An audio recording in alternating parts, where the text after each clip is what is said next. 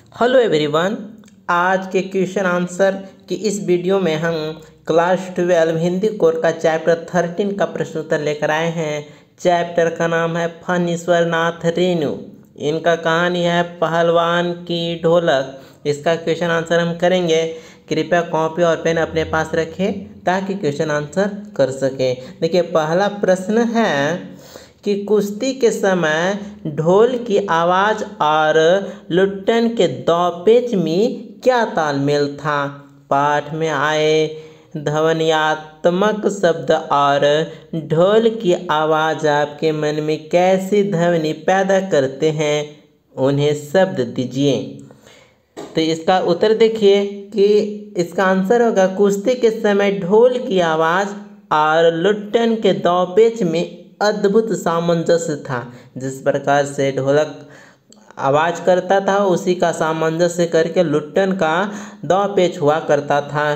तो लुट्टन को ढोल की प्रत्येक थाप एक नया दांवपेच सिखाती थी। देखिए, यहाँ पर है कि लुट्टन की ढोल और दांवपेच में निम्नलिखित तालमेल था। जैसे लुट्टन का ढोल करता था कि चट था गिड़ था, इसका तालमेल होता था कि आजा भिड़ जा। उसके बाद है चटाक चट था, तो इसका तालमेल होता था उठाकर पटक दे। ढोल बोलता था कि चट गिड़ था, तो इसका दांवपेच का मतलब होता था मत डरना। उसके बाद है धाक धिना तिरकिट तिना, तो इसका दांवपेच का तालमेल होता था दाव काटो बाहर हो जाओ। उसके बाद है धिना धिना धिक धिना, इसका मतलब है चित करो। ढोल के ध्वन्यात्मक शब्द हमारे मन में उत्साह के संचार के साथ आनंद का संचार भी करते हैं। अब आइए दूसरे प्रश्न की ओर। प्रश्न है कहानी के किस किस मोड़ पर लुट्टन के जीवन में क्या क्या परिवर्तन आए। इसका उत्तर होगा कहानी में लुट्टन के जीवन में अनेक परिवर्तन आए। देखिए, पहला परिवर्तन है कि माता पिता का बचपन में देहांत होना। ठीक है, तो लुट्टन के माता पिता का बचपन में ही देहांत हो गया था। दूसरा परिवर्तन है कि सास द्वारा उसका पालन पोषण किया जाना और सास पर हुए अत्याचारों का बदला लेने के लिए पहलवान बनना। फिर तीसरा परिवर्तन होता है बिना गुरु के कुश्ती सीखना, ढोलक को अपना गुरु समझना। फिर चौथा परिवर्तन है पत्नी की मृत्यु का दुख सहना और 2 छोटे बच्चों का भार संभालना। पांचवा पॉइंट है जीवन के 15 वर्ष राजा के छत्र छाया में बिताना, परंतु राजा के निधन के बाद उनके पुत्र द्वारा राजमहल से निकाला जाना। अगला पॉइंट है गांव के बच्चों को पहलवानी सिखाना। 7वां पॉइंट होगा अपने बच्चों की मृत्यु के असहनीय दुख को सहना। 8वां पॉइंट होगा महामारी के समय अपनी ढोलक द्वारा लोगों में उत्साह का संचार करना। इस प्रकार से ये पॉइंट करके आंसर दीजिएगा तो अच्छा रहेगा। तीसरा प्रश्न है, देखिए प्रश्न है लुट्टन पहलवान ने ऐसा क्यों कहा होगा कि मेरा गुरु कोई पहलवान नहीं, यही ढोल है। तो इसका उत्तर देखिए। तो इसका आंसर होगा लुट्टन ने कुश्ती के दांवपेच किसी गुरु से नहीं बल्कि ढोल की आवाज़ से सीखे थे। ढोल से निकली हुई ध्वनियाँ उसे दांवपेच सिखाती हुई और आदेश देती हुई प्रतीत होती थी। जब ढोल पर थाप पड़ती थी तो पहलवान की नसें उत्तेजित हो जाती थी, वह लड़ने के लिए मचलने लगता था। इसलिए लुट्टन पहलवान ने ऐसा कहा होगा कि मेरा गुरु कोई पहलवान नहीं, यही ढोलक है। और ढोलक का ताल जैसा आवाज़ करता था उसी के अनुसार वह अपना दांवपेच किया करता था। देखिए, इसके आगे है चौथा प्रश्न है गांव में महामारी फैलने और अपने बेटों के देहांत के बावजूद लुट्टन पहलवान ढोल क्यों बजाता रहा। तो इसका आंसर देखिए। उत्तर होगा गांव में महामारी और सूखे के कारण निराशाजनक माहौल तथा मृत्यु का सन्नाटा छाया हुआ था। इसी प्रकार का सन्नाटा पहलवान के मन में अपने बेटों की मृत्यु के कारण छाया था। ऐसे दुख के समय में पहलवान की ढोलक निराश गांव वालों के मन में उमंग जागती थी। ढोलक जैसे उन्हें महामारी से लड़ने की प्रेरणा देती थी। इसलिए शायद गांव में महामारी फैलने और अपने बेटों के देहांत के बावजूद लुट्टन पहलवान महामारी को चुनौती, अपने बेटों का दुख कम करने और गांव वालों को लड़ने की प्रेरणा देने के लिए ढोल बजाता रहा।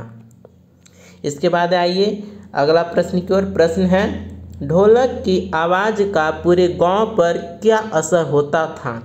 जब ढोलक बजता था तो ढोलक की आवाज़ के कारण पूरे गांव में क्या क्या असर होता था, इसके बारे में लिखना है। तो इसका उत्तर होगा, ढोलक की आवाज़ से रात के विभीषिका और सन्नाटा कम होता था। महामारी से पीड़ित लोगों की नसों में बिजली सी दौड़ जाती थी। उनकी आंखों के सामने दंगल का दृश्य साकार हो जाता था और वे अपनी पीड़ा भूल खुशी खुशी मौत को गले लगा लेते थे। इस प्रकार ढोल की आवाज़ मृत प्राय गांव वालों की नसों में संजीवनी शक्ति को भर बीमारी से लड़ने की प्रेरणा देती थी। इस प्रकार से ढोलक की आवाज़ का पूरे गांव में असर होता था। इसके बाद आगे देखिए, नेक्स्ट प्रश्न है, छठा प्रश्न है। देखिए, महामारी फैलने के बाद गांव में सूर्योदय और सूर्यास्त के दृश्य में क्या अंतर होता था? तो इसका उत्तर देखिए, इसका आंसर होगा, महामारी फैलने के बाद गांव में सूर्योदय और सूर्यास्त के दृश्य में बड़ा अंतर होता था। सूर्योदय के समय कलरव, हाहाकार तथा हृदय विदारक रुदन के बावजूद भी लोगों के चेहरे पर चमक होती थी। लोग एक दूसरे को सांत्वना बांधते रहते थे, परंतु सूर्यास्त होते ही सारा परिदृश्य बदल जाता था। लोग अपने घरों में दुबक कर बैठ जाते थे, तब वे चूप भी नहीं कर सकते थे। यहाँ तक कि माताएं अपने दम तोड़ते पुत्र को बेटा भी कह नहीं पाती थी। ऐसे समय में केवल पहलवान की ढोलक की आवाज़ सुनाई देती थी, जैसे वह महामारी को चुनौती दे रही हो। ठीक है, तो यही है सूर्योदय और सूर्यास्त के दृश्य में बहुत बड़ा अंतर था। अगला प्रश्न देखिए, प्रश्न 7वां प्रश्न है, कुश्ती या दंगल पहले लोगों और राजाओं का प्रिय शौक हुआ करता था। पहलवानों को राजा एवं लोगों के द्वारा विशेष सम्मान दिया जाता था। इसमें क्या पॉइंट है, ऐसी स्थिति अब क्यों नहीं है? तो इसका आंसर होगा, ऐसे मनोरंजन के नवीनतम साधन अधिक न होने के कारण कुश्ती को मनोरंजन का अच्छा साधन माना जाता था। इसलिए राजा महाराजा कुश्ती के दंगलों का आयोजन करते रहते थे। जैसे जैसे मनोरंजन के नवीन साधनों का चलन बढ़ता गया, वैसे वैसे कुश्ती की लोकप्रियता घटती गई और फिर पहले की तरह राजा महाराजा भी नहीं रहे जो इस प्रकार के बड़े दंगलों का आयोजन करते। इस कारण ऐसी स्थिति अब नहीं रही है। ठीक है, दूसरा ख पॉइंट है, ख क्वेश्चन है कि इसकी जगह अब किन खेलों ने ले ली? तो आज कुश्ती के स्थान आधुनिक खेल जैसे क्रिकेट, फुटबॉल, टेनिस आदि खेलों ने ले लिया। अगला क्वेश्चन है, ग क्वेश्चन, कुश्ती को फिर से प्रिय खेल बनाने के लिए क्या क्या कार्य किए जा रहे हैं? तो इसका उत्तर होगा, कुश्ती को फिर से लोकप्रिय बनाने के लिए हमें एक बार पुनः कुश्ती के दंगल, पहलवानों को उचित प्रशिक्षण, उनके खान पान का उचित ख्याल, खिलाड़ियों को उचित धनराशि तथा नौकरी में वरीयता, खेल का मीडिया में अधिक से अधिक प्रचार प्रसार आदि कुछ उपाय कर सकते हैं। इसके बाद अगला प्रश्न 8वां प्रश्न है, आशय स्पष्ट करने के लिए है। प्रश्न इस प्रकार से है, आकाश से टूटकर यदि कोई भावुक तारा पृथ्वी पर जाना भी चाहता तो उसकी ज्योति और शक्ति रास्ते में ही शेष हो जाती थी। अन्य तारे उसकी भावुकता अथवा असफलता पर खिलखिलाकर हंस पड़ते थे। इसका क्या आशय है? तो इसका आशय देखिए, इसका उत्तर होगा, प्रस्तुत पंक्ति का आशय लोगों के असहनीय दुख से है। तारे के माध्यम से लेखक कहना चाहता है कि अकाल और महामारी से त्रस्त गांव वालों की पीड़ा को दूर करने वाला कोई नहीं था। प्रकृति भी गांव वालों के दुख से दुखी थी। आकाश से टूटकर यदि कोई भावुक तारा पृथ्वी पर आना भी चाहता तो उसकी ज्योति और शक्ति रास्ते में ही शेष हो जाती थी। लेखक के कहने का तात्पर्य यह है कि स्थिति तारे चमकते हुए प्रतीत होते हैं और टूटा तारा समाप्त हो जाता है। तो यही आशय था।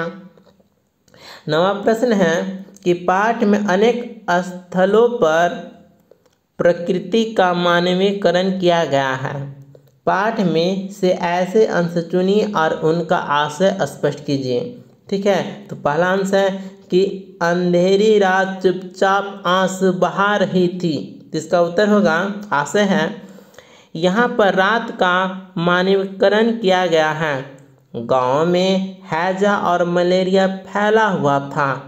महामारी की चपेट में आकर लोग मर रहे थे। चारों ओर मौत का सन्नाटा छाया था। ऐसे में ओस की बूंदें आंसू बहाती सी प्रतीत हो रही थी।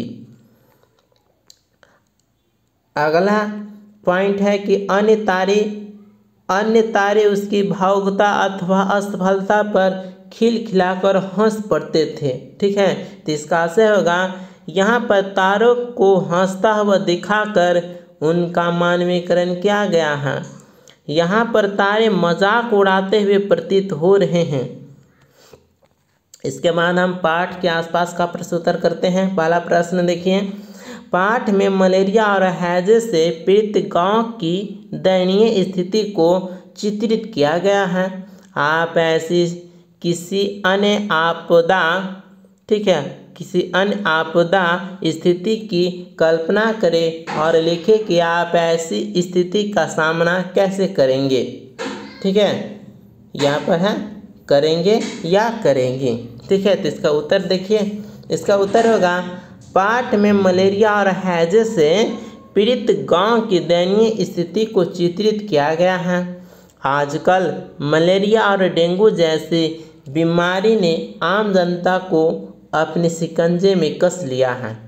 ऐसी स्थिति से निपटने के लिए मैं अपनी ओर से निम्न प्रयास करूंगा। देखिए कौन कौन सा प्रयास करूंगा। तो पहला पॉइंट है, लोगों को इन बीमारियों से अवगत करूंगा। दूसरा पॉइंट है, इन बीमारियों से पीड़ित लोगों को उचित इलाज करवाने की सलाह दूंगा। तीसरा पॉइंट है, स्वच्छता अभियान में सहायता करूंगा। इसके बाद अगला दूसरा प्रश्न है, प्रश्न 2 है कि ढोलक की थाप मृत गांव में संजीवनी शक्ति भरती रहती थी। ये जो पुस्तक का एक पॉइंट है कि ढोलक की थाप मृत गांव में संजीवनी शक्ति भरती रहती थी। कला से जीवन के संबंध को ध्यान में रखते हुए चर्चा कीजिए। इसका उत्तर इस प्रकार से होगा कि कला व शक्ति के मन में बसी हुई स्वार्थ, ठीक है, परिवार, धर्म, भाषा और जाति आदि की सीमाएं को मिटाकर मानव मन को विस्तृतता और व्यापकता प्रदान करती है। ठीक है, व्यक्ति, ठीक है, ये व्यक्ति लिखा हुआ, व्यक्ति के मन को उदात्तता बनाती है। इसके बाद है आगे कि कला ही है जिसमें मानव मन में संवेदनाएं उभारने, प्रवृत्तियों को ढालने तथा चिंतन को मोड़ने, अभिरुचि को दिशा देने की अद्भुत क्षमता है। आत्मसंतोष एवं आनंद की अनुभूति भी इसके ज्ञानार्जन से ही होती है और इसके मंगलकारी प्रभाव से व्यक्ति के व्यक्तित्व का विकास होता है। जब यह कला संगीत के रूप में उभरती है तो कलाकार गायन और वादन से स्वयं, क्या लिखा है, स्वयं लिखा हुआ है, स्वयं को ही नहीं श्रोताओं को भी अभिभूत कर देता है। मनुष्य, देखिए ये सुधार लीजिएगा, ये मनुष्य लिखा है, मनुष्य आत्मविस्मृत हो उठता है। दीपक राग से दीपक जल उठता है। ठीक है, यह है मल्हार। मल्हार राग से मेघ बरसना यह कला की साधना का ही चरमोत्कर्ष है। इसके बाद आगे आंसर है कि भाट एवं चारण भी जब युद्धस्थल से में उमंग जोश से सरबार कविता गान करते थे तो वीर योद्धाओं का उत्साह, यह उत्साह लिखा हुआ, उत्साह दोगुना हो जाता था। तो युद्ध क्षेत्र कहीं हाथी की चिंगाड़ तो कहीं घोड़ों की हिनहिनाहट तो कहीं शत्रु की चित्कार, यह चित्कार लिखा हुआ है, चित्कार से भर उठता था। यह गायन कला की परिणति ही तो है। इसी प्रकार मानव कला के हर एक रूप, काव्य, संगीत, नृत्य, चित्रकला, मूर्तिकला, स्थापत्य कला और रंगमंच से अटूट संबंध है। इसके बाद देखिए तीसरा प्रश्न है। प्रश्न इस प्रकार से है कि चर्चा करें, चर्चा करना है किस पर, तो कलाओं का अस्तित्व व्यवस्था का मोहताज नहीं है।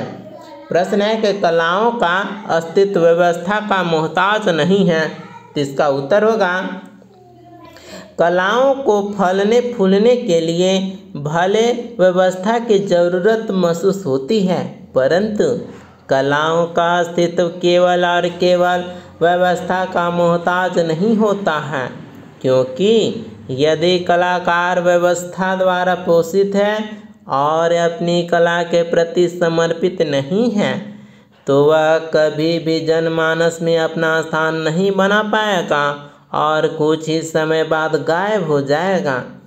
किसी भी कला को विकसित होने में कलाकार का अपनी कला के प्रति एक निष्ठ भाव, समर्पण भावना, उसकी अथक मेहनत और जन सामान्य का प्यार, सराहना आवश्यक तत्व होते हैं। जिस किसी ने भी इन उपयुक्त गुणों को पा लिया वह व्यवस्था के बिना भी सदैव अपने स्थान पर टिका रहता है। ठीक है, इसके बाद ये चैप्टर इन होता है। मिलते हैं अगले वीडियो में। धन्यवाद।